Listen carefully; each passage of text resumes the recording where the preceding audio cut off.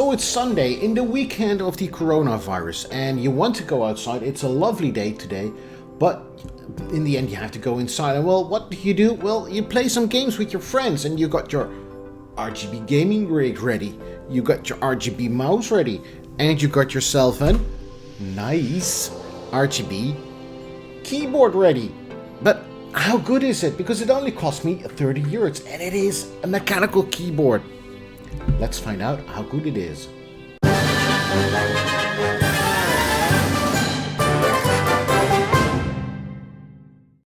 So I got this keyboard from the local Action shop. Now the Action isn't known for their prime quality of goods. It's mainly, well, to put it mildly, cheap plastic that they sell, and it usually breaks in a couple of weeks, if not more than a year. It's no quality. So when I saw this box in the shops, I thought, well,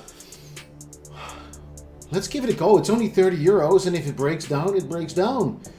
I could only use it, and it is full mechanical. It got RGB. Where can you go wrong?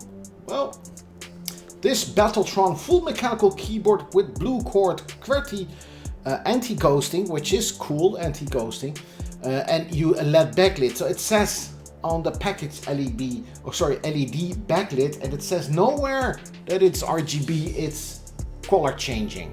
We'll get back to that a bit later on, but now let's find out a bit more about this keyboard.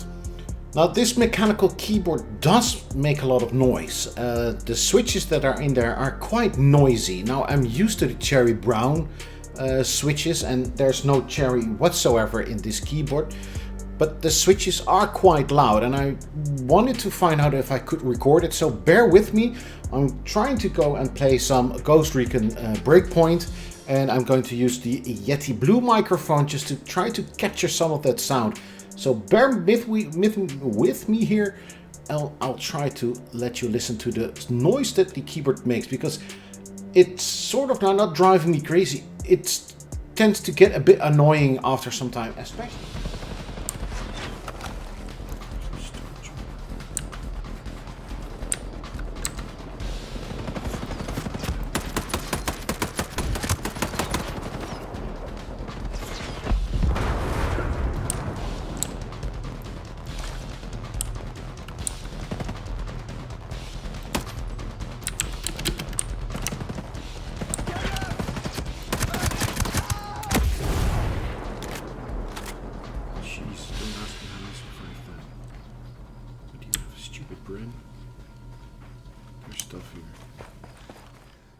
Now, as I said before, there isn't really an RGB implemented here. It's just, well, this keyboard, and every cap has a certain color. Now, actually, it is the LED that has a color, but you can switch with the different modes that it has by pressing the function and insert, and then you get nothing. Just by pressing the key, you get this one. It is really cool, but it's not really practical when you're gaming. What is cool is that you can, well, when you go to the bathroom at a LAN party and you think, well, I want to make my rig look really cool, I do this. Then you have this one. Also not very practical when you're gaming, it's just a lot of distraction. But okay, it works, so why not? Then you have this one. It is really cool, and it looks as if it really has RGB, but in fact it doesn't have RGB. Then you have this one, and it's the normal setting when it's breathing. And then you have the normal setting. So there's several settings there that you can use to get the lighting in the way you want it. Well, I always use it in this way because when I play in the dark, not that I do that really a lot, but you just don't want a lot of flickering going on because it's only distracting. But it is cool if you want to have it. Now, when most people think about gaming with a mechanical keyboard, they usually think about gaming with a cherry switches. Well, cherry has been around for a long time, and well, most people like to use them. There are other ones. There's the Gateron, there's the Kyle. There are several switches out there, and a new kid on the block is the Bison. Now, the Bison is from China, and they make really cheap switches, and they tend to use the same switches as the other manufacturers, the same lineup, like the black, red and brown and blue.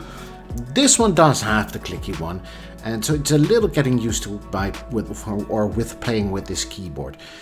But is it a bad keyboard? Well, if you look at the general building quality of it, it feels heavy.